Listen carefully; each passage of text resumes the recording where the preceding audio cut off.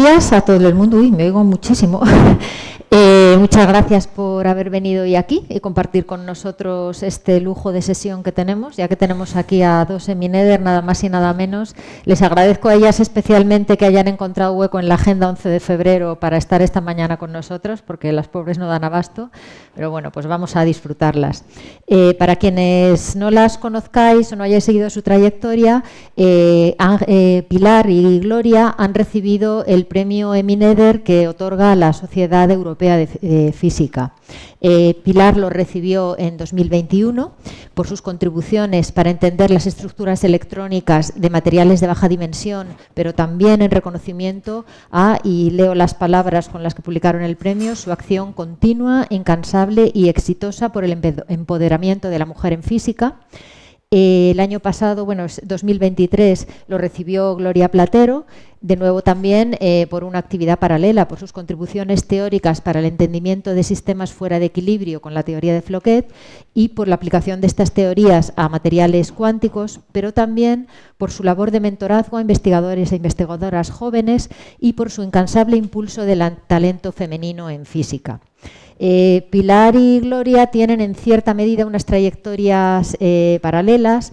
Las dos empezaron a hacer ciencia y ciencia internacional cuando en España todavía no se hacía. Las dos han llegado a ser profesoras de investigación en el CSIC. Las dos trabajan en el área de física de la materia condensada y en modelos de física teórica. Y por suerte para todos nosotros, las dos están aquí en el Instituto de Ciencia de Materiales de Madrid, donde han desarrollado pues, esencialmente casi toda su carrera. En física, Pilar, como mencionaba el premio de la EPS, ha trabajado en el desarrollo de métodos de funciones de Green para simular materiales de baja dimensionalidad y en la aplicación de este tipo de modelos a este tipo de sistemas, en intercaras, nanotubos de carbono, grafeno y materiales derivados o similares al grafeno. Gloria ha trabajado en el desarrollo de métodos de Floquet y la aplicación a nanotecnologías cuánticas y en particular a problemas relacionados con la manipulación y transferencia de información cuántica. Desde enero de 2025, además, Gloria es presidenta de la Comisión de Semiconductores de la UPAP, la International Union of Pure and Applied Physics. Y en el ámbito de mujer y ciencia, en el ámbito más humano de la parte científica, Pilar es cofundadora y presidenta de la Asociación de Mujeres Investigadoras y Tecnólogas, la MIT. Es fundadora y también ha sido presidenta del Grupo de Mujeres en Física de la Real Sociedad Española de Física y ha sido impulsora de la creación y después ha sido presidenta delegada durante muchos años de la Comisión de Mujeres y Ciencia del CSIC, que ha sido un organismo pionero en España en el impulso de la carrera científica de las mujeres investigadoras. Gloria es también socia de la MIT y ha sido miembro del panel de elaboración del Plan de Igualdad de Género de la Real Sociedad Española de Física. Y en Gloria también se ha premiado el perfil fuerte que tiene como docente y mentora. Gloria es profesora honoraria de la Universidad Autónoma de Madrid y pertenece al Instituto Universitario Gregorio Millán de Nanociencia y Matemática Industrial de la Universidad Carlos III. Y ha sido supervisora de más de 15 tesis doctorales y tiene pues, el orgullo de que buena parte, casi todos de sus doctorandos y doctorandas han continuado en la profesión investigadora. Entonces, bueno, yo ya me callo. El micrófono va a estar abierto. Yo voy a lanzar las primeras preguntas para romper el hielo, pero la verdad es que la idea que tenemos hoy es disfrutarlas, preguntarlas pues, sobre su visión de la ciencia, su visión de dónde venimos y a dónde vamos, tanto desde el punto de vista de la carrera científica en sí misma, como el perfil que ya se han trabajado más de cómo impulsar la presencia de las mujeres en ciencia y el camino que tienen que recorrer para llegar, no sé si tan lejos como ellas, o por lo menos bueno, acercarnos, ¿no? Un poco a dónde están. Bueno, pues muchas gracias por estar aquí. Yo ya me pongo a vuestro lado. Yo sé que Pilar ha traído algunos datos para poder quizá abrir un poco el hielo de contarnos pues, cómo es la profesión investigadora y cómo están las mujeres en ella. ¿Quieres empezar por ahí, Pilar?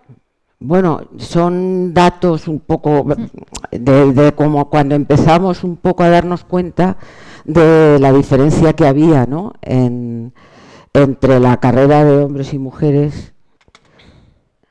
Ay, pues ahora, ¿cómo le doy? Yo creo que ahí. Espera, dale ahí. Aquí. Ya, dale doble clic. Eso es. Y por aquí abajito. Bien.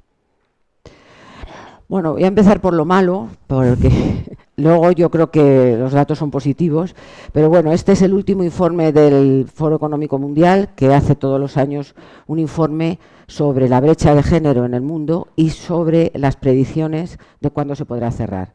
Entonces, en el último informe, que es de diciembre, me parece, de 2024, pues todavía quedan 134 años para poder decir que la igualdad es efectiva y verdadera. Bueno, la brecha de género se mide con una serie de parámetros. En el que mejor estamos es en salud, que ya está en un 96, en educación en un 94,9. Sin embargo, tanto en la participación económica como en el empoderamiento, es decir, en mujeres en puestos de decisión, está en un 22,5. De los 10 mejores países, la mayoría son europeos y Estados Unidos, pero a que nos hagamos una idea, y estos son más o menos los años en los que se calcula que se cerrará el gap en las distintas regiones. Como veis, en Europa en 2097, en Latinoamérica y en el Caribe 2081, vamos, son datos que son predicciones, pero que desgraciadamente nunca se desmienten. O sea, siempre hemos ido al revés, un poco por detrás de eso. Y este es el otro dato que a mí me parece negativo, también, que lo digo ahora al principio para luego ya olvidarnos, y es, aunque en salud está la brecha está casi cerrada, estamos en un 96%, nada más, 100 sería el cierre. Fijaros que la financiación para la investigación de las enfermedades propias de mujeres está muy por debajo de la financiación de la investigación de las enfermedades generales o de hombres. Aquí veis los puntos naranjas son enfermedades solo de mujeres, los azules de hombres y los grises de todos. Y como veis, aquí es la financiación de los institutos de salud, que es donde tienen realmente los datos que han podido hacerlos, porque es muy difícil conseguir datos de financiaciones, y este es un hecho, vamos, y como veis están muy por debajo.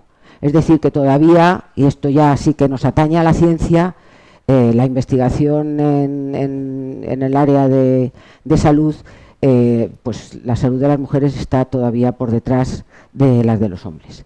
Entonces, bueno, esta es una de las gráficas que ya sabéis que desde el año 1999 la Comisión Europea hizo un informe ya con estadísticas desagregadas. Hasta entonces no las había. Entonces se sabía que había menos mujeres, todo eso, pero no se sabían los datos porque no había desagregadas por sexo. En ese informe salió una anomalía, que es que las mujeres empezaban siendo más en carreras y luego iban bajando hasta las carreras altas, hasta las categorías altas. Esto ya es en el año 2013 y todavía, fijaros que bueno, ya íbamos por el 21%. Se había empezado en 2003 con un 15%. Esto sale cada 3 años. Entonces, en ciencias, que es a lo que voy, ciencias no se cruza la tijera. Siempre hay más hombres en desde estudiantes hasta las categorías altas, y las mujeres están por abajo. En aquel momento, en 2013, había un 13% de catedráticas en las carreras científicas. Estos son datos de los países de la Unión Europea, pero España está muy en la media, no nos pasamos. Y este es un dato que es fijaros, los profesores catedráticos, me lo dieron Pedro Pascual y Ángel Ramos cuando fundamos el grupo de mujeres en física. Fijaros que el número de catedráticas empieza, la primera catedrática es de 1990 y luego en 2004 pues había como, vamos, un porcentaje que no llegaba al 5%. Esto es datos que ha sacado el grupo de mujeres en física este año, ayer por el 11 de febrero, y este es el tanto por ciento de catedráticas en las distintas ramas de las especialidades de física respecto al total. Es decir, pues si hay...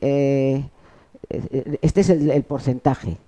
Como veis, pues todo está por debajo del 25%, que es más o menos en lo que está en la Universidad Pública Española lo general. Es decir, que la carrera de física... Pilar, perdona, ¿qué eran las siglas FAMN? ¿A qué parte de física la que era más alta? Me parece que es atómica, molecular y nuclear. Vale, gracias. La que no sabemos por qué más catedráticas hay es en física aplicada. Puede ser que justamente física aplicada está también en todas las ingenierías, entonces tiene mucha docencia y puede que sea por eso, pero como veis todas las demás pues están en torno a muy poquitas, ¿no? Es decir, que aquí todavía tenemos una asignatura pendiente. Estas fueron las primeras estadísticas desagregadas del Consejo, que fue en el año 2000, se hicieron, y fue el primer organismo público de investigación español que hizo estadísticas desagregadas. Entonces, se sabía que había menos mujeres, es decir, había solo un 31% de mujeres. Estoy hablando del personal investigador en plantilla. Pero fijaros que el 73% de esas mujeres estaban en la categoría más baja, mientras que en el caso de los hombres pues estaba un poco más equilibrado. Esto fue lo primero que, antes incluso de formarse la comisión, fueron estos datos los que hicieron que el presidente del Consejo se creyese. Porque claro, cuando le dijimos que creíamos que había un desequilibrio, dijo que por Dios, que en un organismo de investigación todo era por excelencia, que no podía haber sesgos, tal, pero cuando vio estos datos, que coincidían justamente con el informe ETAN de la Comisión Europea, sí se dio cuenta y entonces se creó la Comisión de Mujeres y Ciencia. Entonces ya en 2014, fijaros que ya se ha, pero no quitando ningún privilegio, o sea, como parecía que si las mujeres luchaban iban a quitar algo a los hombres siguieron también mejorando, pero ya la proporción de mujeres en las categorías más bajas empezó a ser más equilibrada. Y habíamos pasado de 31 al 35%. Esto va bastante despacio, ¿no? Y estos son de las primeras memorias de este instituto. En el año 2000 había un 40% de mujeres, y fijaros que esta era la proporción por las distintas categorías, y no hay ninguna profesora de investigación. Esto llamó bastante la atención, ¿no? Aunque, bueno, pues en el área había una, en el área de ciencia y tecnología de materiales, en todo el área. Y en 2004, aquí hay una profesora de investigación en este instituto, que fue María Ángeles Monge, pero ya éramos un 43% de mujeres, como veis, todavía en científicos titulares había más mujeres, y sube un poco también la proporción de investigadoras científicas. Es decir, que esto ha sido bastante lento, ¿no?, el desarrollo. Esta es del todo el CSIC, del personal investigador. Fijaros que en 1993 había un 12% de profesoras de investigación. En el 2002, casi 10 años después, un 13,6%, y luego a partir de un momento dado, que no es solo que la comisión hiciese los datos, es también que hubo un incremento de plazas, hubo una ley de igualdad y una ley también una orden en 2005 de presidencia de gobierno en que decía que tenía que haber una presencia equilibrada de hombres y mujeres en los tribunales. Entonces eso yo creo que también influyó bastante en la manera de mirar los currículum. Porque pues el sesgo en la mayoría de los casos es inconsciente, es algo que tenemos dentro y del que no es que vayamos a posta a hacer una cosa mal ni bien.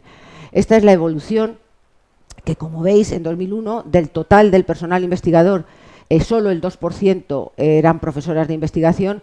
Eso oscila.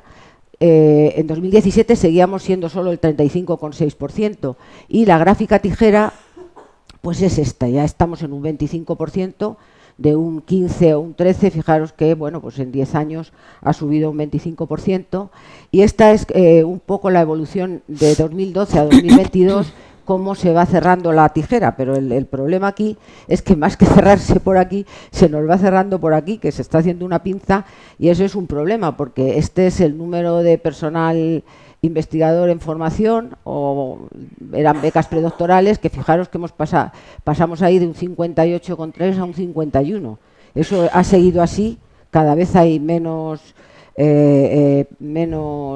chicas que quieran hacer la tesis, y eso pues va a hacer que se dificulte el cerrar aquí la tijera, claro, porque si aquí no entran, pues cuando se cruza, y además se cruza cada vez antes, que ese es un problema, que antes se cruzaba más o menos ya en el postdoctorado, pero ahora se está cruzando antes.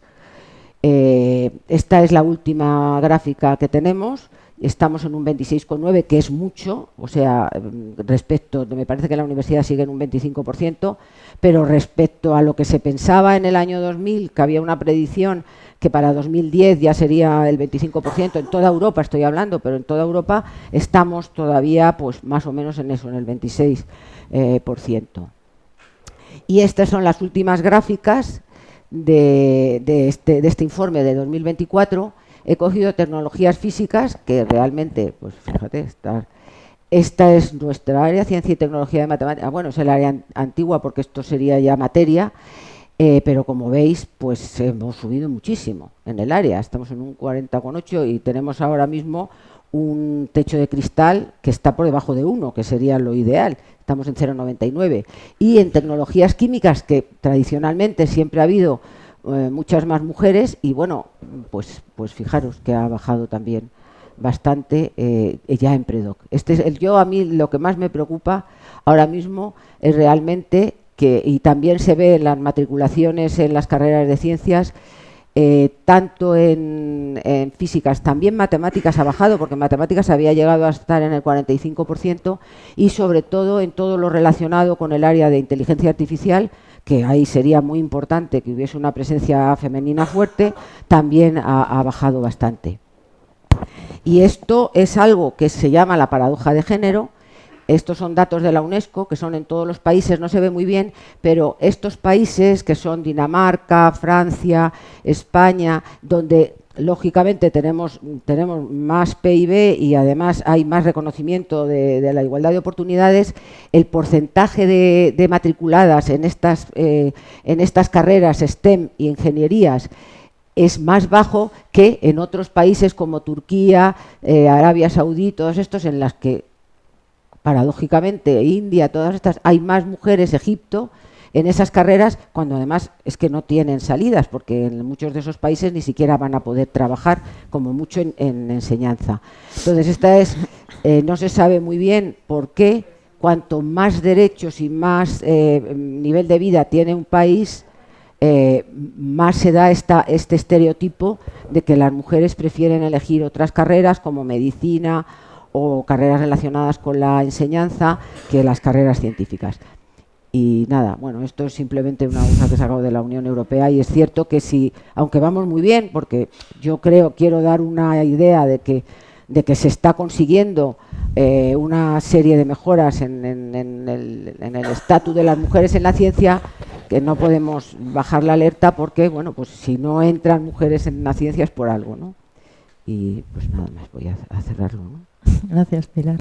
La verdad es que si no son 100% alentadores los datos que has mostrado, ¿qué nos vamos a negar? Y esto que ha incidido, Pilar, justo de que efectivamente, o sea, es que cada vez menos chicas se animan a hacer la carrera científica, en particular en áreas pues como la vuestra, ¿no? Como física o áreas de tecnología. Tú que has hecho mucho mentorazgo, Gloria, ¿qué percepción tienes, ¿no? De gente con que has trabajado? Bueno, me da la impresión, lo que ha enseñado Pilar, yo creo que más o menos, yo en mi época me acuerdo que yo creo que éramos un 20% y ahora pues creo que hay un 28% de mujeres matriculadas en el grado. Claro, evidentemente hay que buscar, diríamos, solucionarlo antes. Entonces yo creo que todas esas labores, que además se hacen muchas ahora, que antes no se hacía ninguna, ¿no? De mentoría ya cuando están las niñas en el colegio, yo creo que también el tema de que la sociedad también, pues debido o mediante divulgación se familiarice y sepa que también hay referentes de mujeres y se las lleve a los colegios, pues como ha habido muchas iniciativas de en los libros incluir no solamente a Einstein y a Marie Curie, que es la única que sale en todas partes, sino poner más referentes, profesoras que den física, investigadoras que vayan a dar seminarios. Y a mí me gustó este programa de cuarto de la ESO, que vienen estudiantes y bueno, creo que eso también es muy importante, o el programa este que hay de Talent Girls, ¿no? Que es de mentoría en cuarto de la ESO, en bachillerato y en la universidad. Entonces, de alguna forma, al tener una mentora que te pueda apoyar o te pueda explicar un poco en qué consiste, creo que puede animar a que haya chicas, más mujeres que hagan que hagan la carrera de físicas. Es extraño, como comentaba Pilar, esto de que en países donde, por ejemplo, la carrera de físicas tiene muchísimas salidas ahora mismo, pues se animen pocas a venir. Pero bueno, yo creo que hay que buscar el origen en la educación, en la familia también y en la sociedad. Que vean más referentes. Y eso también es labor nuestra de divulgación, etcétera. Y vosotras un poco eso cómo lo habéis vivido, porque efectivamente ahora estamos todas las mujeres científicas o profesionales en la calle. Cuando vosotras empezasteis no era así y teníais pues eso, más dificultades, pero vosotras lleváis mucho tiempo trabajando porque las mujeres se incorporen a la carrera científica. ¿Habéis notado una evolución verdaderamente de cambio social o sobre todo institucional? Que las instituciones están más abiertas, porque a mí muchas veces me da la sensación de que están muy abiertas a medidas de visibilización, pero cuesta mucho de verdad cambiar estructuras. Bueno, ya en 2013, bueno, la Comisión Europea creó el grupo de Helsinki, ¿no?, de expertas y expertos en este tema, y ya en 2013, cuando ya había un 60% de mujeres que obtenían grados en las universidades públicas europeas y casi un 50% de doctorados, habló justamente de cambios estructurales en los organismos públicos de investigación. A mí me gustó mucho un programa que tenía la Sociedad Americana de Física, que son muy prácticos, y más que mentorar a las estudiantes, porque eso yo eso lo viví en un March Meeting, que se levantó un chico y dijo que eso era totalmente injusto, que porque su compañera tenía una mentora y él no tenía y tal.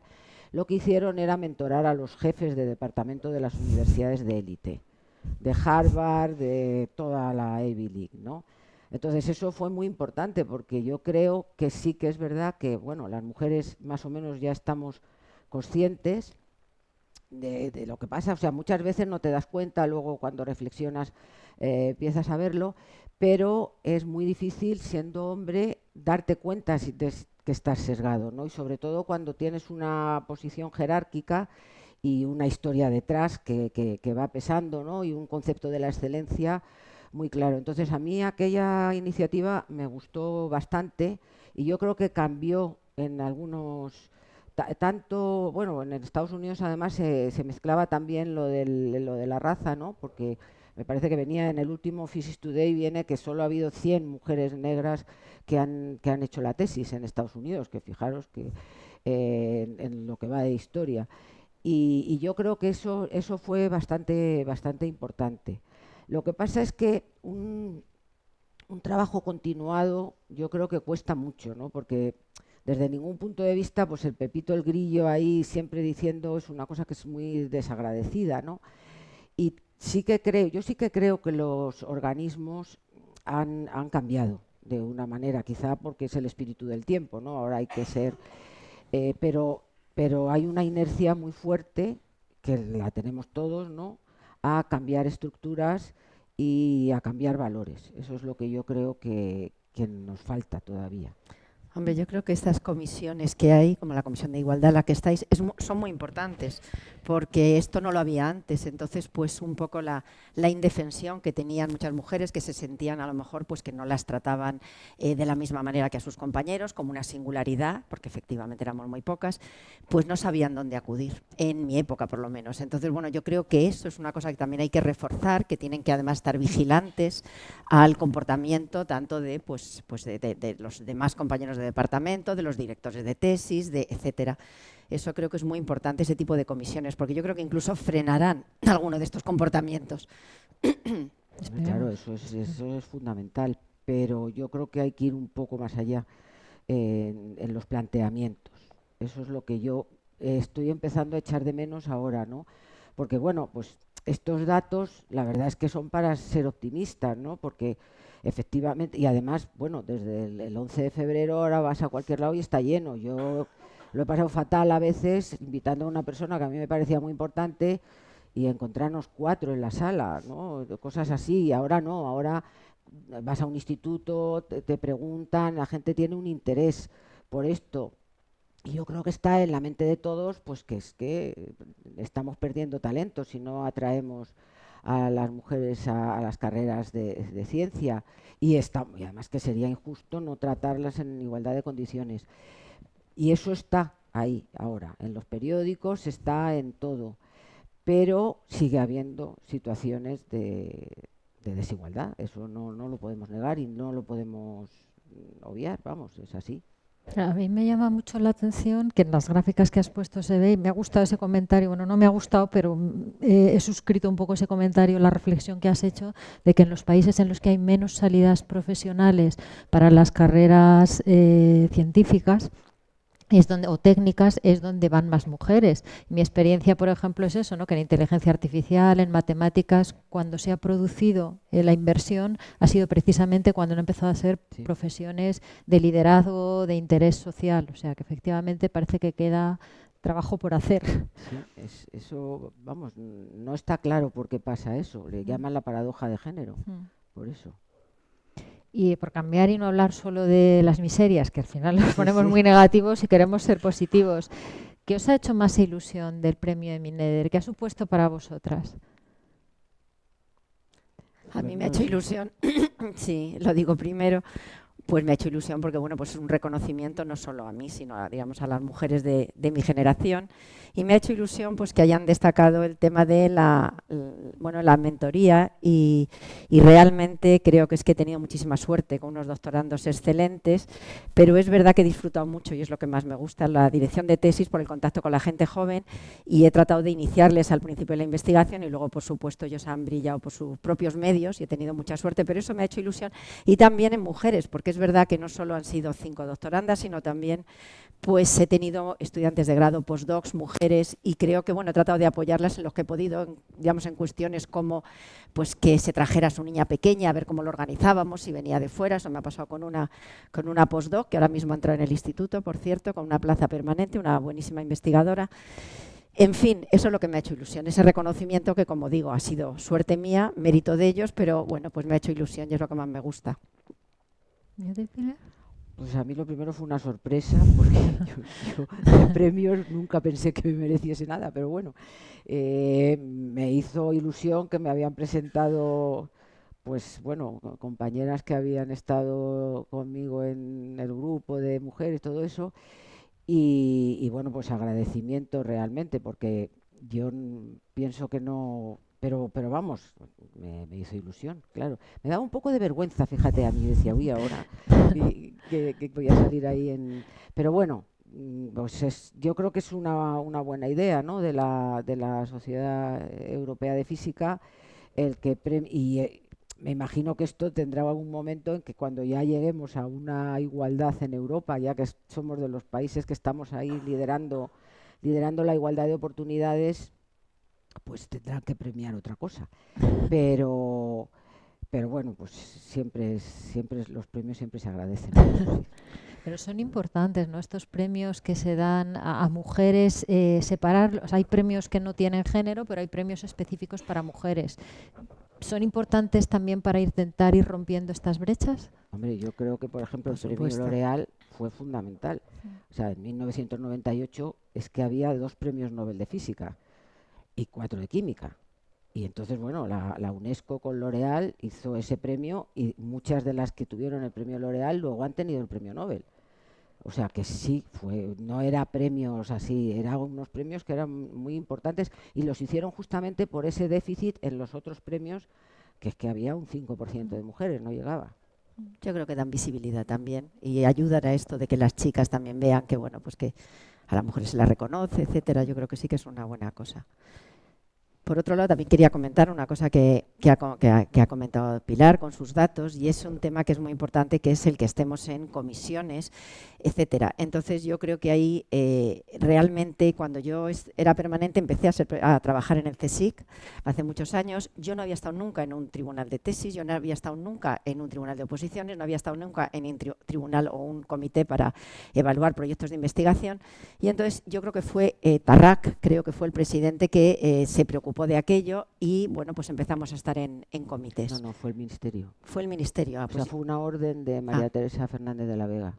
Puede ser, puede ser. Yo recuerdo, bueno, pues no sé exactamente cómo coincidió con el presidente Tarrac, pero bueno, el caso está en que creo que es una cosa que es absolutamente fundamental, pero también creo que las mujeres tienen que tener apoyo para realizarlas, porque tenemos muchísimos comités y realmente es muy difícil queremos hacerlos todos, pero a veces es inasumible. Es decir, yo estuve la semana pasada en un tribunal, de presidenta de tribunal de oposiciones, constantemente. Entonces yo creo que deberíamos tener apoyo. Ayer en el debate que estuve en CaixaForum, se habló una Prado, que es profesora en la universidad, de que estaban tratando de hacer la gestión de reducir el número de horas de clase para estas profesoras para poder participar en estos comités. Y en nuestro caso, pues yo creo que tendríamos que tener un apoyo de personal de una manera o de otra, o bien para ayudarnos en toda la cantidad de burocracia que tenemos que hacer, o en investigación, algún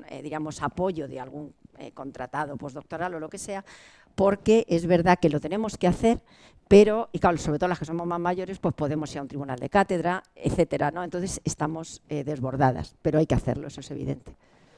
Al hilo de esto os quería preguntar también, o sea, aparte de como mujeres en ciencia, como profesionales de la ciencia, vosotras que habéis recorrido ya todo el camino, ¿cómo veis de dónde venimos y hacia dónde vamos? O sea, ¿cómo veis que va la profesión científica? Porque ha cambiado mucho, sobre todo en España. Fuera de España no sé si ha cambiado tanto durante la época de vuestra trayectoria profesional, pero en España no tiene nada que ver cómo era la ciencia cuando empezasteis a cómo es ahora. Bueno, dice Gloria que ya no había estado nunca en un tribunal. Yo había estado en un tribunal y solo había llevado póster a congresos, porque ya daban una charla que yo ya la daba al jefe, o sea, no había manera de... O sea, que era completamente diferente a cómo es ahora, y de hecho...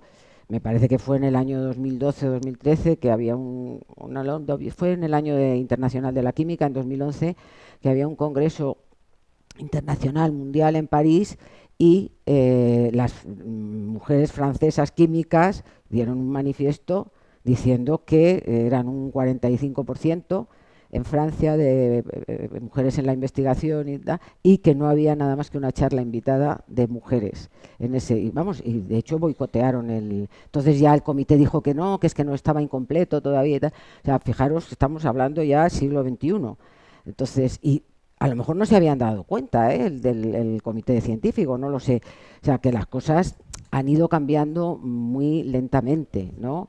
Y a base de momentos un poco tensos, ¿no? Porque siempre es un poco feo decir como que hay de lo mío, ¿no? Entonces no ha habido que tener mucho cuidado, ¿no? en ir planteando las cuestiones de una manera que no era por el bien de las mujeres, sino por el bien de la ciencia, por el bien.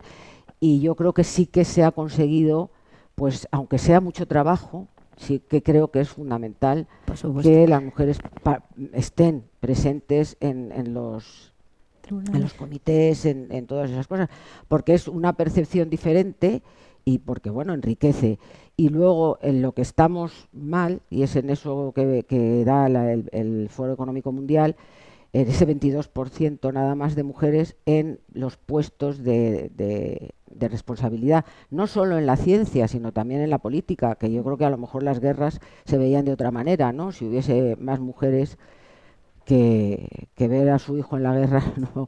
En una batalla lo ven de otra manera y a lo mejor tendrían otro tipo de hacer política. Y eso es bastante difícil porque, bueno, pues está viendo que no se consigue. De todas formas, yo creo que efectivamente, como tú has dicho, por estar en comités científicos de programas, de congresos y tal, estamos muchas y es ahí donde nosotros tenemos la posibilidad de decir, oye, en este congreso realmente no hay charlas invitadas, charlas plenarias de mujeres, y aunque cada vez hay más todavía hay muchos congresos a los que yo les escribo y digo, bueno, ¿qué pasa que no hay? Y recordaba el otro día un congreso que estuvo Luis también, que está ahí sentado, un congreso que me llamó la atención porque fue curioso. Me invitaron a un congreso que se llamaba Topology Matters en el 2017 en Mainz, en la universidad, y entonces solamente ponían, el Topology Matters era un poco, digamos, horizontal el tema, podía uno ir trabajando en distintos campos, y entonces yo vi que los invitados eran la inicial y apellidos yo no conocía a casi nadie. Bueno, pues ahí fue. Bueno, pues fue mi sorpresa que yo creo que éramos más del 80% de los speakers invitadas, éramos nosotras, éramos mujeres, además éramos también moderadoras. Entonces me hizo gracia, yo me acuerdo en el desayuno, ahí en el hotel, no sé qué, ir a desayunar y ver a una compañera mía con un niño bajo el brazo que iba a ir a desayunar, pero luego llevaba a los niños, habían organizado en la universidad un sitio donde atendían a los niños mientras ellas estaban en la conferencia. Entonces me acuerdo que el organizador, Jairo Sinova, decía, ¿veis cómo también se puede hacer? Y acabo la anécdota con que fuimos a cenar luego al banquete, el típico banquete del Congreso, fuimos en autobús, todas pues muy divertidas, hablando y tal, y cuando nos sentamos allí, había un profesor, un polaco muy conocido, y dijo, ay, ¿me puedo sentar con vosotras? Es que me da un poco de cosa, será aquí el único. Entonces, bueno, pues nos reímos todas, bueno, lo que nos ha pasado a nosotras toda la vida, ¿no? Pero al revés. ¿Y vosotros creéis que porque hay disciplinas en las que está claro, en las disciplinas biomédicas, por ejemplo, está claro que ha habido una laguna de estudio en los problemas intrínsecamente femeninos. En física, en principio, los electrones, pues tenemos libertad para estudiarlos como queramos, no tenemos esos problemas. ¿Qué diferencia, qué necesidades distintas puede tener una científica mujer frente a un científico hombre en la profesión? No sé bien a qué te refieres. Quiero decir que, pues por ejemplo, esto que has mencionado de poner guarderías en los congresos, por desgracia parece que es una necesidad femenina, pero debería ser necesidad de cualquiera que tenga hijos. Y es cierto que la presencia de las mujeres, y sobre todo el que las mujeres abandonen los cuidados y se incorporen a la vida profesional, lo que favorece es que podamos compatibilizar tener una profesión con tener familia, que en principio sería responsabilidad de hombres y mujeres. Pero yo me pregunto si muchas veces esta sensación de que las mujeres no se incorporan es porque en el entorno que estamos creando estamos dejando de añadir elementos que son más femeninos y que no nos hemos dado cuenta, que no están en nuestro entorno científico. Pues no sé si es que seamos más jerárquicos, más competitivos, pero de nuevo, ¿por qué las mujeres van a ser menos competitivas que los hombres? Entonces, no sé qué elemento se nos escapa, qué elemento quizá haya que añadir para que las mujeres se sientan más cómodas, aparte de poner referentes y de que haya un entorno en el que no te sientas tan exclusiva porque no tengas hombres a tu alrededor. No, yo creo que las mujeres somos menos competitivas que los hombres. O sea, quizás sea por educación, pero vamos, eso está comprobado. Eso ¿no? evidentemente, o sea, competitiva en el mal sentido de la palabra. No, y en el bueno. Te quiero decir, a mí, sí, te lo digo porque a mí, por ejemplo, Rolf Tarrach, que hablé con él directamente y le dije, porque él al principio no se lo creía, y me acuerdo que me dijo, mira, a mí ningún hombre me ha dicho que no cuando le he ofrecido un puesto, y ahora ha habido 2 mujeres que me han dicho que no, no sé si era una vicepresidencia o qué, y me tuve que callar. O sea, es cierto. Quizás sea porque relativicemos, quizás sea por lo que tú dices, que en aquel momento, ahora mismo ya hay un permiso de paternidad. A mí me daba vergüenza decir que si un día he llegado tarde era porque mi hijo estaba malo, me daba vergüenza, mientras que un hombre a lo mejor lo dice con mucha... O sea, hay una presión, y yo creo que en educación... sí que la educación nos hace, pues, bueno, en mi época se decía que el buen paño en el arca se vende, y eso es mentira. O sea, te das... Y entonces, yo creo que eso es una cosa. Otra cosa es también un sentido del ridículo, que yo creo que tenemos mucho más que los hombres. Yo oigo a lo mejor a un político hablar en inglés, que digo, Dios mío, cuando me estoy oyendo a mí digo, qué horror, cómo hablo de mal, y ellos están tan contentos ahí hablando. Por eso te digo, sí que creo que puede que sea... una presión social, puede que sea educación, puede que sea, pero sí que tenemos una manera diferente de ver la educación. Creo que eso ha cambiado para bien, que ahora las mujeres y las niñas y las chicas son mucho más desinhibidas, mucho más seguras de sí mismas, pero hasta ahora sí que ha sido diferente. Un comentario también, quizá porque hemos sido pocas, pero un comentario que he oído muchísimas veces y que ha sido una experiencia, es el ver que las mujeres preguntan menos en los seminarios, y eso es porque realmente siempre nos hemos sentido como una singularidad, porque luego hemos oído comentarios, critican una pregunta, y yo creo que nosotras preguntamos una cosa porque no la entendemos. Y en los hombres pues hay de todo, hay casos de gente que pregunta, y a veces he oído yo preguntas, digo, si sabe la respuesta, un poco para, bueno, pues pero este tipo de cosas realmente las he oído decir a muchísimas mujeres que no se atreven a preguntar porque se sienten juzgadas. O sea, que hay mucha educación ahí. ¿Y vosotras cuál es la mayor dificultad que habéis afrontado en vuestra carrera? ¿Como mujeres o como científicas? Algo que recordéis que habéis dicho, uff, un antes y un después, Dios mío. Bueno, yo creo que para mí ha sido, por una parte, la singularidad cuando yo acabé la tesis, que estaba yo sola. Entonces sí que es verdad que veía o oía comentarios que ahora no se pueden hacer, porque ahora uno no puede decir cosas como, uy, esta chica vive con sus padres, luego no le hace falta un contrato, por ejemplo, cosas de estas, y otras que no voy a decir, que yo he oído en mi entorno y tal. Entonces yo ahí pasé también un periodo complicado, pues yo tuve una beca, luego se acabó, había pues también un poco de enfrentamiento dentro del mismo departamento, entre grupos del CSIC, en fin. Pero yo ahí me sentía como una singularidad y como si yo fuera una chica que estaba allí y tal. Y bueno, luego también he visto que hay comportamientos que pueden ser de mujeres, pero también son de hombres, a veces pues mucho, porque hay mucho ego. En general, yo creo que es un comportamiento que desgraciadamente, y he tenido algún, digamos, enfrentamiento quizá, no enfrentamiento, sino que yo creo que alguien que no asume que pueda haber mujeres que realizan su labor de investigación independientes. Eso tampoco está aceptado por todo el mundo, pero bueno, son casos singulares que afortunadamente pues hay un momento en que se acaban, ¿no? Pero yo ahí lo he pasado muy mal, tanto en la autónoma como después en mi carrera ya cuando ya estaba más establecida. Entonces, para eso es muy importante, yo creo, el que haya comisiones, porque en mi época no podías pedir ayuda a ninguna comisión.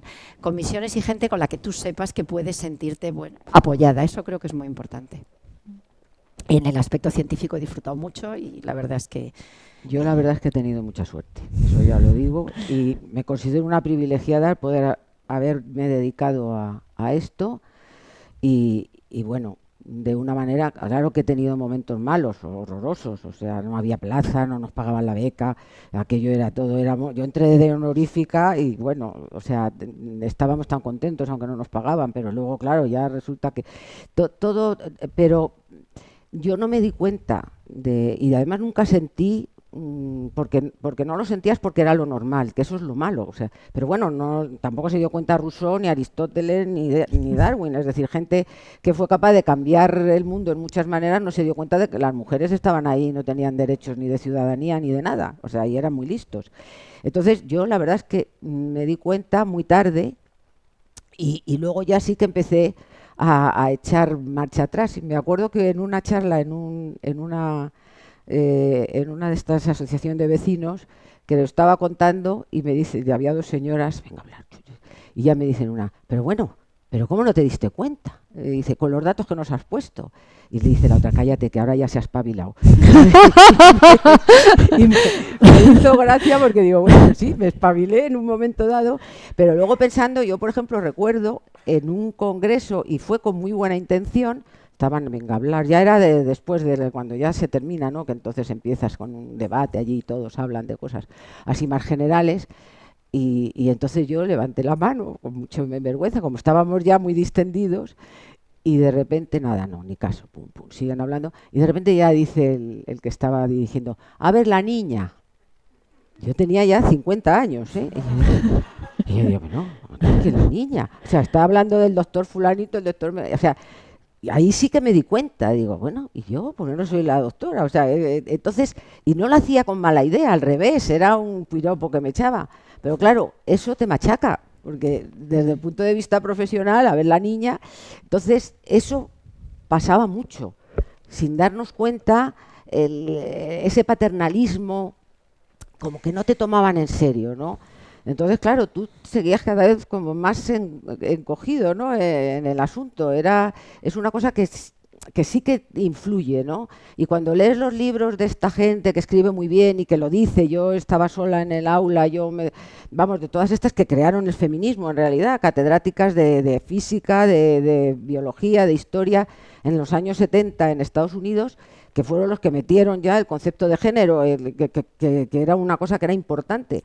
Pues era verdad, o sea, hay que tenerlo en cuenta porque el género te define no solo cómo te ves, sino cómo te ven. Entonces yo creo que eso ha sido un avance y que ahora yo creo que por eso sí que se está poniendo, o sea, está siendo la educación un poco diferente, aunque yo creo, como ha dicho Gloria, que hay que empezar, pero muy, muy, muy jovencitos, los niños, a saber que todos tienen las mismas capacidades. Y eso es lo que todavía las niñas hablan mejor, entonces se creen que valen más para las carreras de letras y de tal.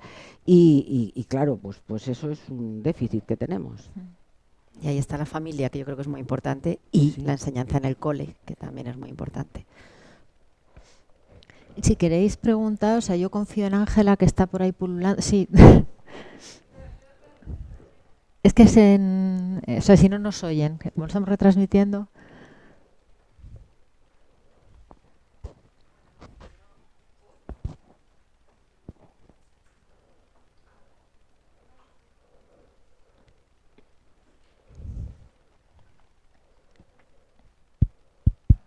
Ahora sí, ¿no? Bueno, lo primero, enhorabuena a las dos. Es un placer escucharos hoy y estoy muy de acuerdo con todo lo que decís.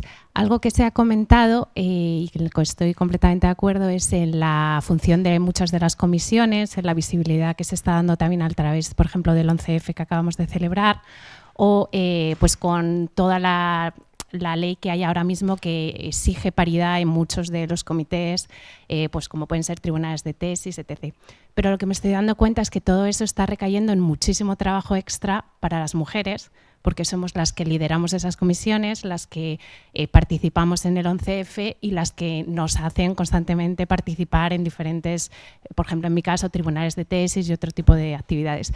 ¿Qué podemos hacer para involucrar más a los hombres en todo este tipo de actividades y que nos libere a nosotras de carga que se nos añade a nuestra carga investigadora y docente?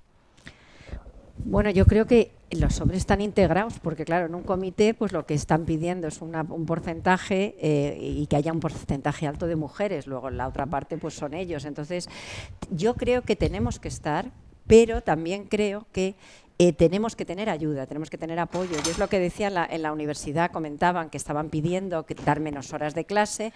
Yo creo que en el caso, por ejemplo, del CSIC, pues podríamos, por ejemplo, tener apoyo del ministerio cuando pedimos proyectos para que haya alguien de personal, ya sea las labores administrativas, que tenemos muchas, y aparte, y a pesar de tener aquí un equipo estupendo administrativo, es que nos come la burocracia, pero también puede ser en las labores de investigación que tengamos el apoyo de un investigador postdoctoral que nos ayude de alguna forma también con nuestro grupo de investigación. Yo creo que tenemos que estar porque tenemos que estar, pero somos menos. Entonces, si volvemos a que sean los hombres los que asuman esa labor, pues al final lo que pasará es que esto es un proceso, un problema como la pescadilla que se muere de la cola, ¿no? Al final saldrán más hombres en las plazas, saldrán más hombres con proyectos bien financiados, etcétera. Entonces, lo que no nos queda otra. Pero yo creo que nos debería apoyar pues el ministerio. Yo no estoy segura, de todas maneras, que esa carga sea a todas las mujeres. Eso es una de las cosas que habría que estudiar antes de dar un paso adelante. Porque hay mujeres que nunca están en tribunales, que nunca están en tribunales de tesis ni de oposición. O sea, hay unas pocas, y de hecho, bueno, antes sí que, bueno, y tampoco nuestra área tiene esa particularidad, que hay a lo mejor un 30% de mujeres, ¿no? Pero hay otras áreas que son el 40 y el 50%, los hombres también tienen carga. Entonces yo, antes de iniciar quejas porque claro, hemos estado peleando para estar, y ahora que estamos queremos una ayuda. Entonces yo ahí creo que habría que ser cuidadoso y estudiar si realmente todas las mujeres tienen esa carga o no, porque claro, es que yo fui de tribunales muy mayor, eso sí, luego ya entonces es como si entras en el bombo y ya es que siempre pero hasta que entras en el bombo estás ahí y no pintas nada. Entonces yo creo que eso hay que estudiarlo primero y luego ver. Si somos un porcentaje pequeño, entonces yo creo que está claro que muchas de ellas tenemos mucha carga. Evidentemente se puede estudiar, pero sí que yo he visto y conozco a muchas mujeres también que hoy estoy en este tribunal, hoy estoy en este otro tribunal. Sí, bueno, yo digo que no muchas veces, salvo a los que no puedo decir que no, y a pesar de todo estudio muchísimos, ¿no? Entonces yo creo que es que el problema es que somos pocas, más que otra cosa, en algunas áreas. Sí, pero son pocas, pero es que ya te digo que es que siempre ves los mismos nombres, a lo mejor, que eso hay que mirarlo. Porque tampoco no somos, o sea, quiero decir, como para tampoco hay tantísimas no sé, la gente oposiciones. Que, ¿no? Los que ponen tribunales tienen, digamos, todos los nombres a su alcance y todos bueno, digamos, sí, su trayectoria, o sea que. Pero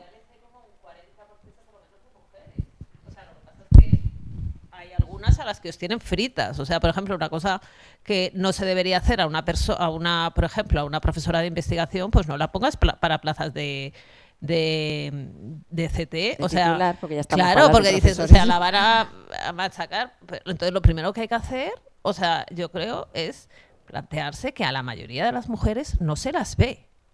Es que no se las ve para nada. Y entonces a las que se ve, pues es a las que se machaca. Por eso. Pero, o sea... Hay unas cuantas que sí se las haya, da igual. Bueno, hay unas cuantas que se las ha metido en el bombo, como tú decías, pero hay muchísimas a las Claro, que no. muchísimas Pasa también que no. con los hombres, ojo, También, También, claro que sí. Pero en las mujeres es muy claro. Es decir, son unas cuantas que cumplen y que son la excepción, que ya están metidas en el bombo. Y yo creo que absolutamente estoy de acuerdo en que se debería hacer mirar y abrir la cosa claramente. Pero para eso pues lo tendrían que hacer pues las autoridades, por ejemplo, en el caso del CSIC, aquellas comisiones que ponen los tribunales, por ejemplo, ¿no? Ya. En las universidades pues igual, ¿no? Había una pregunta de Belén. Bueno, yo quería daros la enhorabuena y quería daros las gracias por vuestra lucha de muchísimos, muchísimos años. Y quería preguntarte, Pilar, y luego otra pregunta para Gloria, ¿cómo surgió la MIT? ¿Cuál fue el caldo de cultivo? ¿Cómo se fraguó eso?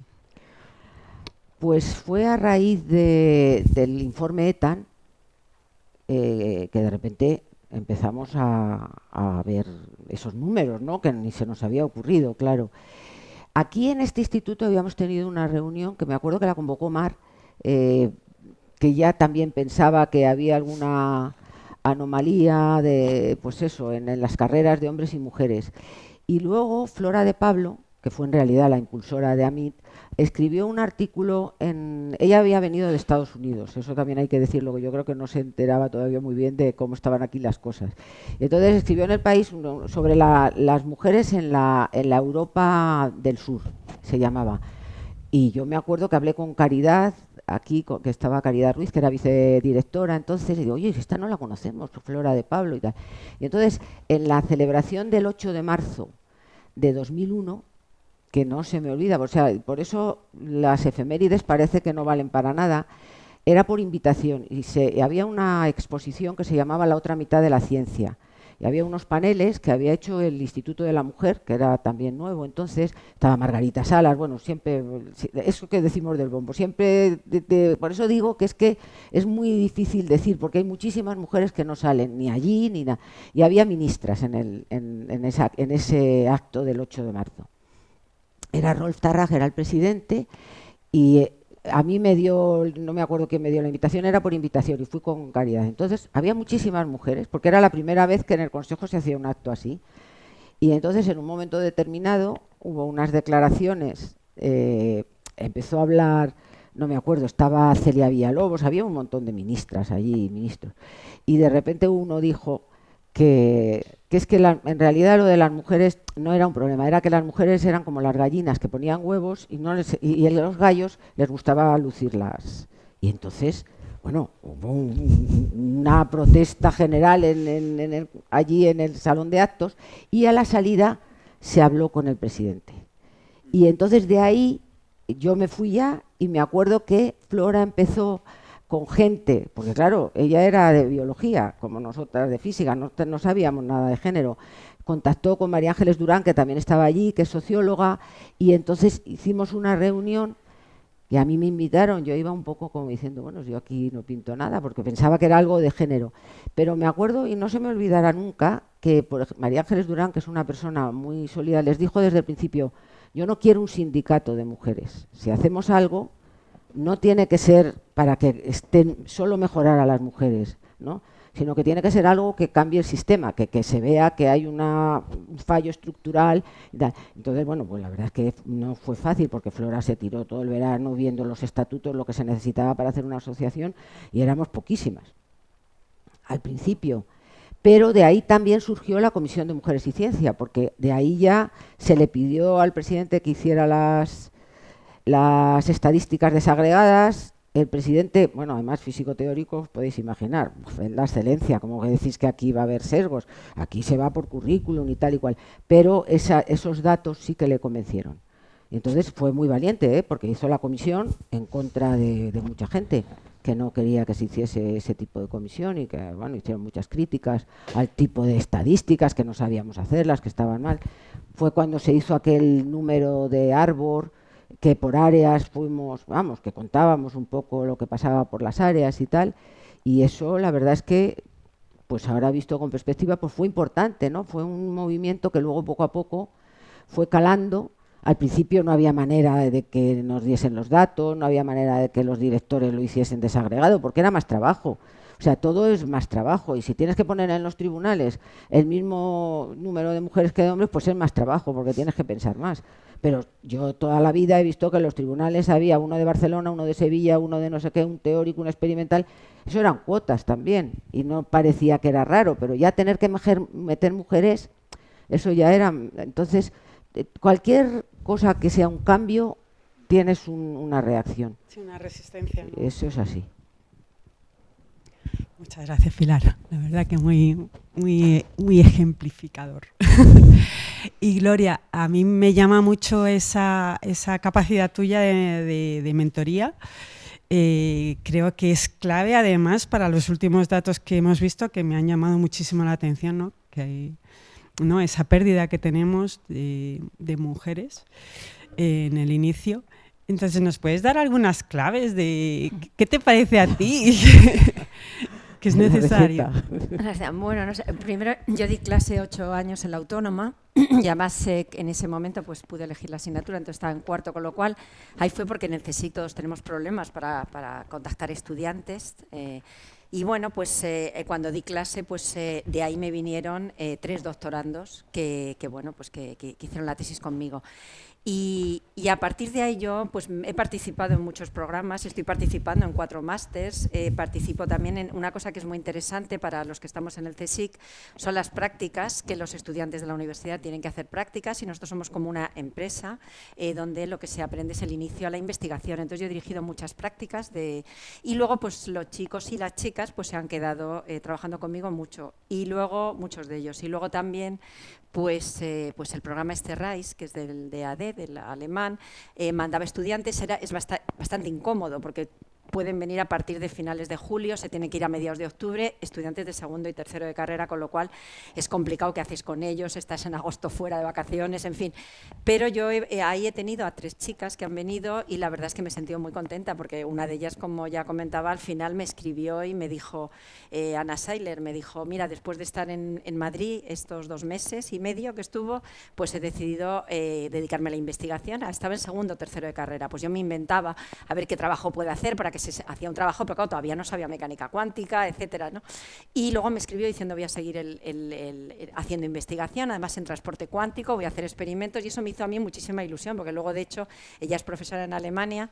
Y bueno, pues hace poco me invitó a mí a un congreso, que yo no pude ir por motivos familiares, pero me invitó a un congreso. Así que yo creo que, no sé, el truco, un exdoctorando mío, que ahora es postdoc en el IFIMAC aquí, Miguel, me decía el otro día que les transmitía mucho entusiasmo, y a mí me lo transmiten ellos. Entonces me gusta esa relación con la gente joven, me parece muy importante.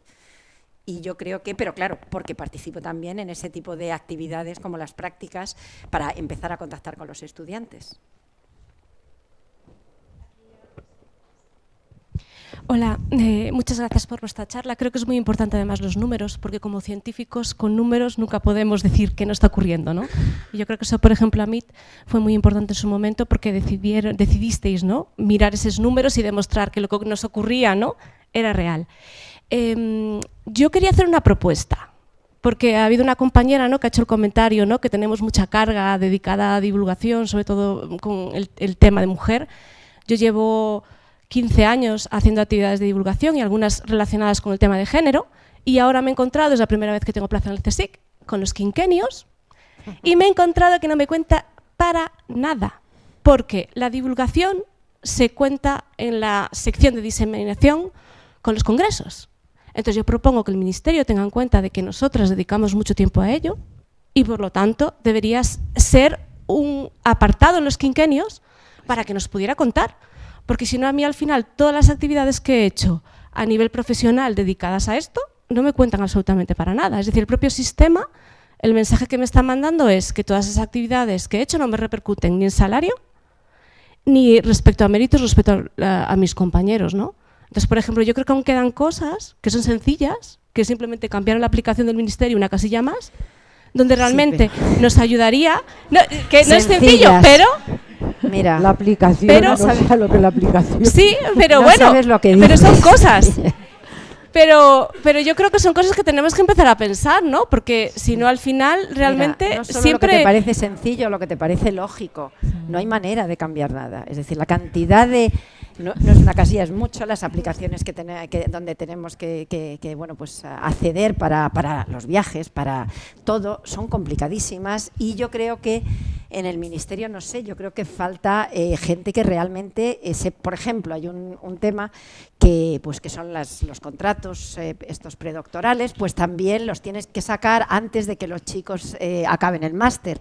Unas cosas absolutamente absurdas, y por más que se les cuenta, pues no, o sea, es muy complicado. Pero Tienes toda la razón. Se puede. Tienes toda razón. Se puede porque, mira, por ejemplo, la baja de maternidad contaba como baja de enfermedad. Y entonces a mí me escribió un chico del CENIN, un chico, y me dijo, es una vergüenza que mi instituto, la que más ha publicado este año, no tiene PCO porque ha estado 4 meses de baja maternal. Y es la que más ha publicado, porque claro, estaba justamente... Fuimos, eso te digo por lo de la aplicación, nada, fuimos a Recursos Humanos y la aplicación no lo permite. Y escribimos otra carta, no sé qué, y al final hablamos con servicios jurídicos y llegamos a que no era en realidad una baja, sino era una licencia por maternidad. Y ya con esa palabra conseguimos y se cambió la aplicación. Y ya la baja de maternidad no contaba como baja, porque me parece que es a partir de 3 meses ya no tienes derecho al PCO. Pero tú fíjate, o sea, eso tardamos un año, no te creas que no. Se puede, pero hay que echarle ganas, porque la aplicación es algo como un dios. Y que te hagan caso también, hay que echarle ganas, sí. Pero así hay que te hagan caso también. Sí, bueno, pero si es una cosa lógica como es esto, que es verdad que es una... Porque, por ejemplo, las actividades de gestión antes no contaban nada, y entonces nadie quería ser director, nadie quería ser nada, hasta que ya empezaron a contar para las oposiciones con muy poco. No sé si cuántos años tenías que tener para que te contase un punto, pero es que el Consejo se vio en esa obligación porque si no nadie quería ser nada. Porque claro, decías, encima de que trabajo un montón, no me cuenta para nada, y entonces se metió como mérito la gestión. Por eso digo que sí que se puede, pero que hay que echarle un poco de tiempo, vamos. Vale, yo soy una estudiante de física, he venido hasta aquí saltándome un poco de clase, pero bueno. Y yo quería pediros consejo, ¿qué le podríais decir ahora a las estudiantes como yo, que estamos estudiando la carrera, para poder seguir avanzando y mejorando en todo esto de la mujer en la investigación, en la física, en la ciencia? Bueno, yo creo que lo que tienes que tener, si tú quieres hacer investigación, hacer ciencia, lo más importante es que tengas ilusión, que tengas ganas. Entonces yo creo que mi consejo es, si tú tienes esa vocación y quieres, sigue adelante. Te puedes encontrar con algunas dificultades, te puedes encontrar con gente que te apoye mucho y gente que no te apoye nada. Apártate de la gente que no te apoye nada, porque son comportamientos que lo mejor es apartarte si puedes. Y yo creo que seguir adelante, y porque la carrera de investigación se puede hacer perfectamente, no somos nada especiales, somos gente que hemos trabajado mucho y hemos tenido entusiasmo, y yo creo que esas son las 2 cosas que hay que tener. Sí, y sobre todo seguridad en ti misma. Eso te lo digo porque ayer, no porque yo la tenga, ayer estuve en un acto en que habló esta chica, Sara, no me acuerdo cómo se llama, la astronauta, que me gustó mucho cómo habló, y es que hay que creer en uno mismo. Pues eso te lo digo, hay que creer en uno mismo. Y mira, yo el año pasado, hace 2 años, hace más, que estaba en un bajón, me acuerdo que iba por una calle y vi en un kiosco la foto de Trump y era el anuncio de una autoescuela. Y decía, si este hombre ha llegado a presidente de Estados Unidos, ¿no vas a ser tú capaz de sacar el carnet de conducir? Pues oye, eso me dio un tirón. O sea que tú sigue para adelante. Yo no sé si hay...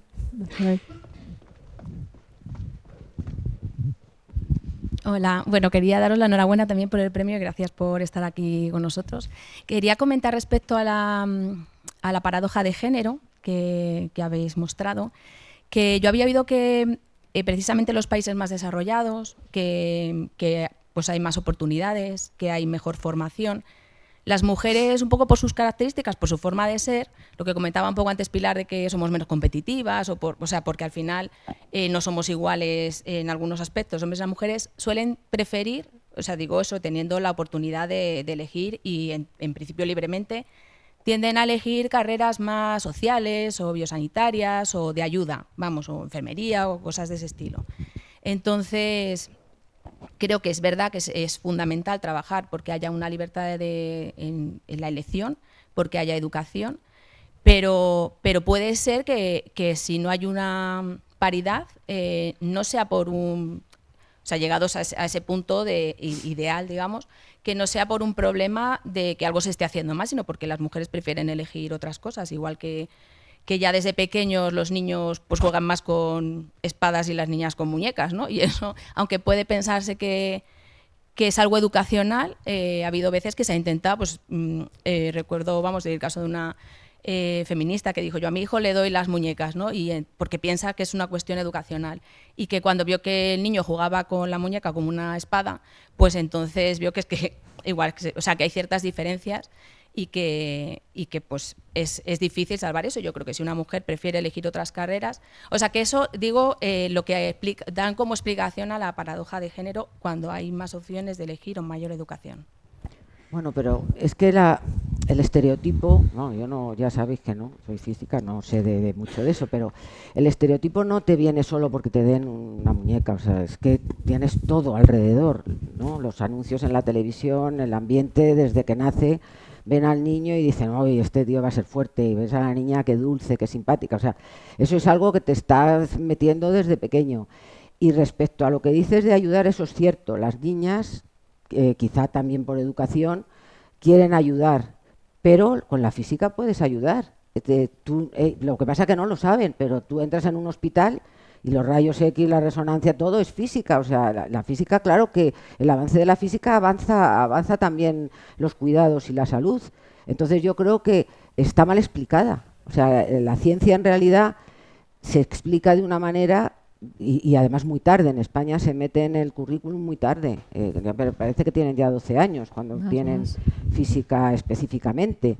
Entonces yo creo que eso es fundamental. La educación tiene que cambiar si queremos mejorar arriba, ¿no? Porque cuando ya tienes 12 o 13 años ya no cambias mucho los valores. No sé, yo creo que... Entonces yo creo que eso tiene que cambiar. Yo creo que la educación es fundamental y yo creo, a mí por ejemplo, Marie Curie, a mí me motivó mucho una película que vi de Marie Curie cuando estaba en el cole, o sea, porque me pareció que realmente pues hacía algo mágico, investigación, no sé qué, descubrir cosas. Entonces yo creo que ese tipo de actividades son importantes. Y hay familias, yo tuve la suerte que mi madre era matemática, con lo cual en el ambiente en casa no les parecía raro, pero yo me acuerdo que la madre de una amiga mía, cuando me dijo, ¿y tú qué vas a estudiar? Dije yo, físicas. Y dice, educación física, me dijo. Entonces, es que no sabía ni lo que era la física, pero porque yo creo que en la sociedad, pues, como dice Pilar, la física puede ayudar porque evidentemente en muchísimos aspectos es muy útil. Y lo que pasa es que yo creo que no, igual que si te vas a Alemania, realmente yo cogí alguna vez un taxi para practicar un poco, me pongo a hablar con el taxista y enseguida, ¿y usted qué hace? Pues un congreso de física tal, y yo le veo que sabe de lo que voy a hacer, ¿no? Aquí no hay cultura científica y menos en este área, lo hay más en medicina, en biología, pero no en física. Entonces yo creo que es fundamental que haya esa educación y que, bueno. Espera. Sí, la paradoja es yo quería... Pero Alicia quería... Bueno, no, y en Estados Unidos... Quería, respecto justamente a esto de la educación y tal, quería comentar, bueno, primero enhorabuena por los premios súper merecidos y que estoy, vamos, encantadísima con lo que estáis contando, es fenomenal.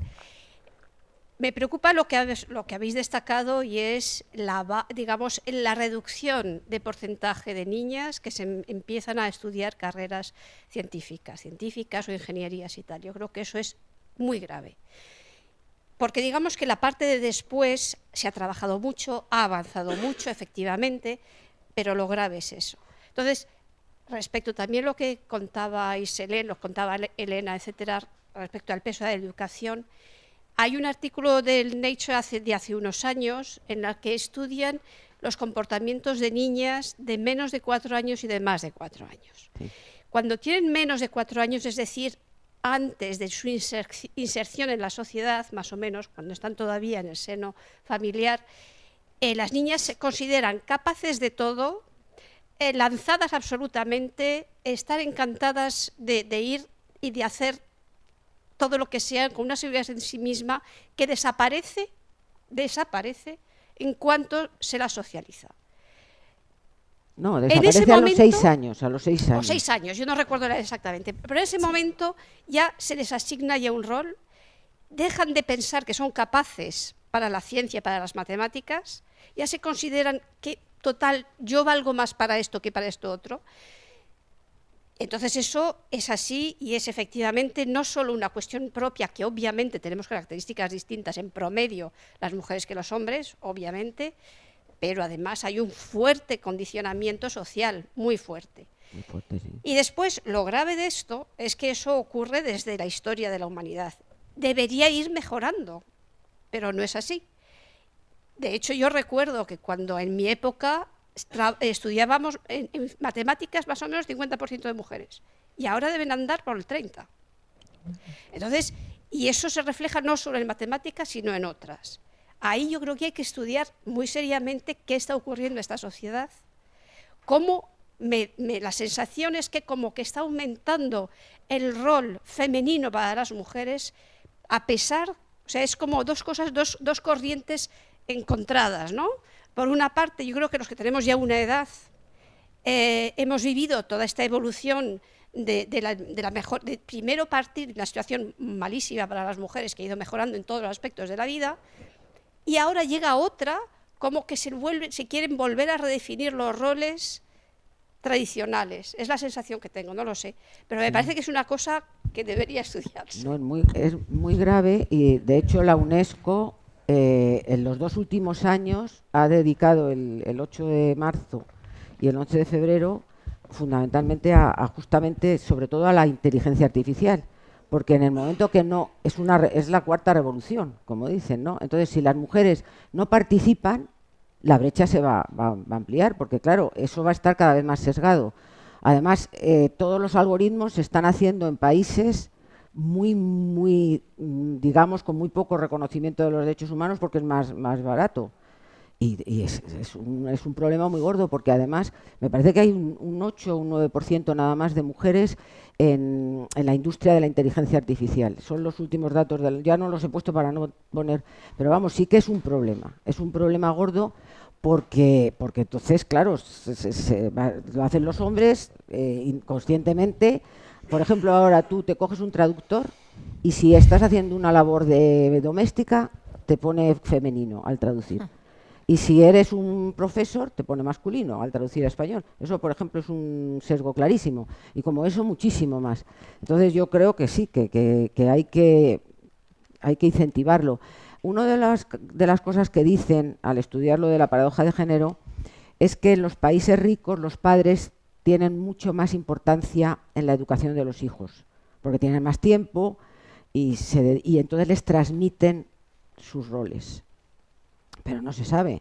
Pero lo cierto es que en Irán tú vas y hay un montón de chicas con el techado estudiando física.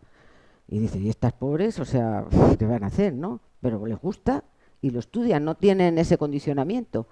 Y sin embargo, pues aquí no. Bueno, de hecho, yo hay una cosa también que comentaba Ricardo, cuando decía, bueno, en toda Europa, yo también me sorprendió cuando yo fui a hacer el postdoc, etcétera. Yo creo que en los países, y lo sabemos, también los países mediterráneos, normalmente ha habido más mujeres que han trabajado en física y han querido hacer investigación, en España, en Francia, en Italia, también por tradición histórica, pero yo en Alemania me quedaba sorprendida porque no creo que ya solo física. No, pero que no es por tradición. Es que aquí, que eso no importa, mientras que en Alemania eres físico... Bueno, no, pero fíjate, ya no te digo de física solamente, es decir, Sí, pero... No, pero no solo de física. Yo me acuerdo... ¿Tú no has leído eso que estaba la mujer de Capizza en la cola de la compra y le preguntó la de delante qué hacía su marido, no me acuerdo si era en Alemania, no me acuerdo en qué país, y le dijo, es profesor de universidad. Y entonces empezó, que Herr Professor, que está muy bueno Herr Professor, y la colaron. Es que en Alemania ser físico o ser profesor era algo y aquí nunca ha sido nada. Vamos. No, pero lo que todas las mujeres pues estudiábamos. No, pero lo que quiero decir es que incluso para otras profesiones, quiero decir que yo he preguntado a mujeres que eran jóvenes y bueno, pues ¿a qué te dedicas? Y me decían Hausfrau, o sea, ama de casa, como diciendo, a mí no me ofendas. Es decir, que yo cuando fui a hacer el postdoc a Grenoble, mi compañera holandesa había sido la única, era más joven que yo, ya hacía la tesis y yo estaba haciendo el postdoc, había sido la única estudiante de grado en Eindhoven, en Holanda. O sea, quiero decir que yo creo que los países del norte, por algún motivo, tenían más el rol de que la mujer, cuando además que tiene hijos, que tiene que ser, no tienen apoyo tampoco para cuidar a los niños. En Alemania no. Por eso, ni en Alemania, o sea, los países más de... Por eso creo que también es un tema cultural. Yo creo que los países mediterráneos, por la mentalidad, por lo que sea, y también latinoamericanos, como yo que sé, Brasil o tal, tienen más... No, pero el tema de la paradoja de género no va por ahí, no, yo creo. Pero comentaba esto adicionalmente, sí, no hablando de la paradoja. Yo, vamos, por lo que he leído, me parece que es más complicado.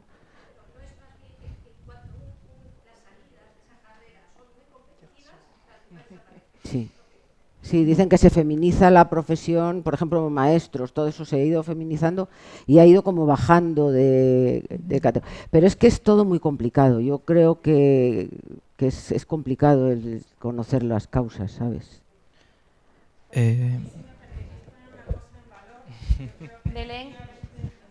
Perdón. Perdón. Sí, yo quería hacer una reflexión. Habéis hablado un poco del tema de la competitividad, de que bueno, los hombres son más competitivos, etcétera. Y en mi experiencia, un poco relacionado con lo anterior, creo que un punto clave es la seguridad en uno mismo. Que bueno, en el ambiente investigador, bueno, yo vengo de física y creo que la seguridad en uno mismo, la competitividad, pues al ser un ambiente altamente competitivo tienes que tener bastante seguridad para marcar pues un espacio, ¿no? Entonces, en mi experiencia, por ejemplo, con los chicos y chicas adolescentes, ¿vale? Cuando, por ejemplo, vienen aquí los institutos a visitarnos, es que las chicas en general no toman un papel protagonista nunca, sino que directamente son los chicos. Por ejemplo, pongo el ejemplo de cuando hacemos una experiencia así tal, que los niños se ponen en primera fila y a veces pues lo comentamos un poco entre los organizadores, oye, alguna niña que se ponga aquí detrás, pues tú les dices, oye, vente para acá adelante, ¿no? Entonces creo que un punto clave es el hecho de decir, vale, yo tengo seguridad de mí misma y puedo tener un puesto en la academia o donde sea. Entonces me gustaría, bueno, preguntar un poco, desde el punto de vista de mentoría y todo esto, ¿qué podríamos hacer para que las niñas adolescentes de alguna manera puedan tener seguridad en sí misma? Porque ya te digo, dentro de mi entorno hay muchas chicas en general que por este ambiente tan competitivo pues nunca pueden tomar la palabra y eso yo creo que al final hace que pierdan un poco la motivación porque al final pues no les dejan participar en mismamente una clase de, por ejemplo, si tengo una pregunta pues no puedo alzar la mano y preguntar por lo que vayan a pensar de mí, etcétera, que un poco lo sentimos todo, pero las chicas pues al estar un poco enseñadas de esta manera pues se les dice así. Entonces, desde el punto de vista de mentoría y tal, ¿qué podríamos hacer para animar a estas chicas y decirles que realmente pues, pueden estar seguras de sí mismas y pueden participar en estos foros, ¿no? Claro, es complicado porque yo creo que esto ya se genera en la familia directamente. Quizás sea posible también el incluso hacer grupos de trabajo mixtos entre chicas y chicos, en donde no sean tan, digamos, corporativistas los chicos. Yo también tengo, por ejemplo, alguien me contó, por ejemplo, que incluso en la carrera unos estudiantes me comentaban, unas chicas, que pues los chicos tenían un WhatsApp para resolver los problemas ellos, pero las chicas no entraban. Entonces, a lo mejor pues se pueden hacer trabajos mixtos entre chicos y chicas y decir, bueno, pues que entonces de alguna manera para que ellos vean también que tienen ahí una compañera que bueno, y ellas se sientan que también no están apartadas. Pero vamos, es complicado. Yo creo que esto viene de la educación familiar. Sin embargo, hay teorías también que dicen que cuando la educación era separada había menos complejo en las mujeres. De hecho, parece ser que en las clases de informática, cuando hay un chico y una chica, la chica le dice, enciende, dale, coge el ratón. O sea, él lo hace y ella se lo va diciendo. ¿No? Pero que hay una serie de patrones, como por ejemplo que no hay hackers femeninas, prácticamente no hay. Sin embargo, los chicos tienen ese interés es como un reto, ¿no? Meterse en un ordenador, hackearlo, tal. O sea, que hay algo ahí que no es difícil de saber. A mí se me ocurre eso.